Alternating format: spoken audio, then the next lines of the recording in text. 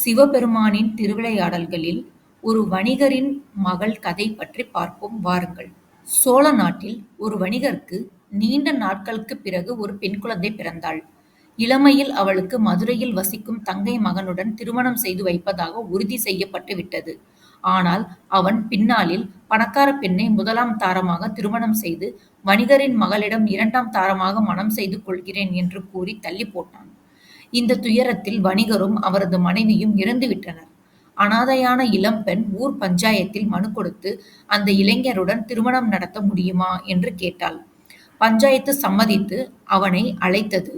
அவன் சோழ நாட்டுக்கு வந்து திருப்புறம்பியத்தில் தங்கி வணிகர் மகளை அழைத்து சென்றான். அங்கு ஞானசம்பந்தர் வந்திருப்பதாக தெரியவே அவரை தரிசிக்க முடிவு செய்தார். அந்த இரவு வணிகர் மகள் உறவினர்களுடன் வன்னி மரத்தடியில் தங்கியிருந்த போது அந்த இளைஞனை பாம்பு கடித்து விட்டது. அவன் இறந்துவிட வணிகர் மகள் துயரத்தில் அழுதாள். சம்பந்தர் வந்தவுடன் அவளின் கதறலை கேட்டு உருகினார். இறைவனை வேண்டியதும் சிவனின் அருளால் அந்த இளைஞன் உயிர் பெற்றான். சம்பந்தர் இப்போதே திருமணம் செய் என்று கட்டளையிட்டார். இளைஞன் ஏற்க முடியாமல் தயங்க சம்பந்தர் வன்னிமரம், கிணறு, சிவலிங்கம் ஆகியவை சாட்சிகள் என்றார். உடனே அவன் சம்மதித்து திருமணம் நடந்தது. அவர்கள் மதுரைக்கு சென்றனர். இரண்டாம் மனைவி கொண்டு வந்த செல்வம் மூலம் வியாபாரம் பெருகியது. ஆனால் ஒரு ஆண் குழந்தை பிறந்ததும் மூத்த மனைவியின் பிள்ளைகள் கோபத்துடன் நடந்து இரண்டாம் மனைவியை துன்புறுத்தத் தொடங்கினார்.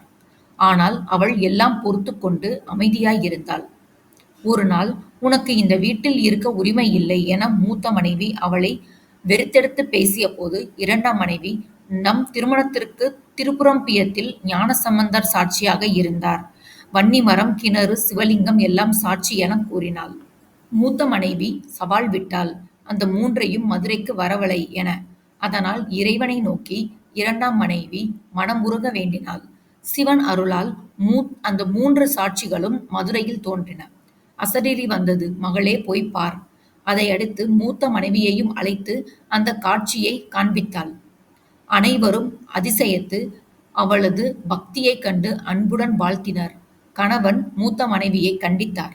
ஆனால் இரண்டாம் மனைவி இது சிவனின் திருவிளையாடல் என அவரையும் மன்னிக்கச் சொன்னாள். இறுதியில் குடும்பத்தில் ஒற்றுமை பிறந்தது. பிள்ளைகளும் நல்லவர்களாக மாறினர்.